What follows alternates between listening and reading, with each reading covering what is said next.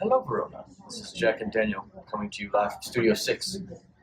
This Friday morning, 3 bodies were unwillingly added to the Capulet tomb. They were Romeo of the Montague family, Juliet of the Capulet family, and Paris of the Aeschylus family. This is quite a peculiar event, and we now have the information to put this puzzle together. Reports have come in that point that many deaths are to the fault of the impulsiveness of Romeo Montague. Yes, Daniel. In fact, Romeo and Juliet have committed suicide. Romeo by poison and Juliet by dagger. Before she killed herself, a bystander reports that she had said, "Ye noise? Then I'll be brief. O happy dagger, this is thy sheath. There rust, and let me die."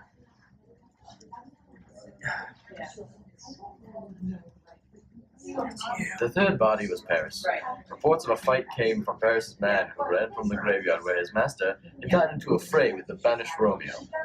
We later learned that Romeo had defeated Paris and dragged his body into the tomb. The third watch arrived early on the scene to the reports of a fight and overheard Romeo say, "Beauty's in sign, yet in crimson in thy lips and thy cheeks. And death's pale flag is not advanced there." Romeo thought that Juliet was dead and took his own life in grief, even though she looked alive, which she was.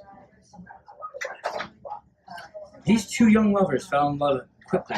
Even though earlier in the same day they fell in love, Romeo was depressed. According to Benvolio, Romeo was madly in love with Rosaline not a day before he fell in love with Juliet. He also married Juliet within 24 hours of meeting her. We asked the friar about the situation, and if Romeo said anything, and he told us that Romeo said that he said to Romeo, "Thou and these woes were all for Rosaline, and art thou changed?" The friar knew this love was too fast, and he was right, while Romeo was blind to this danger. This all started earlier with a fight between the Montagues and the Capulets on Sunday. Later that day, Tybalt, Juliet's cousin, saw Romeo dancing at a Capulet dance, which he was not invited to. Tybalt already hates Romeo and his family enough, but this strengthened his hate for him, and then he proceeded to challenge him to a duel. Romeo denied this duel, but his friend Mercutio accepted it, and he was slain by Tybalt. When Mercutio died, Romeo reportedly had gotten very heated.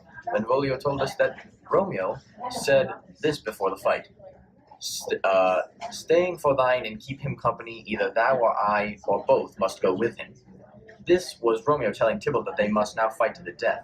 Romeo won the fight and killed Tybalt. Earlier in the week, Prince Aeschylus said that anyone who decides to disturb the peace again will be put to death after a fight had broken out in the town. In Romeo's case, he was banished because he was doing what the law has to do anyways to Tybalt. Him killing Tybalt was the point that led him to death, and in turn killed Juliet. Romeo was directly responsible for the deaths of a few men. He killed Tybalt, Paris, and himself. Some are saying that he is indirectly responsible for even more deaths, specifically Juliet, because he killed himself, and this moved her to kill herself. Romeo's quick and poor decision-making has led to this poor tragedy. It really is a tragedy. Well, that's all we have for today. Now have a great day, Verona. Yes, have a wonderful day, Verona.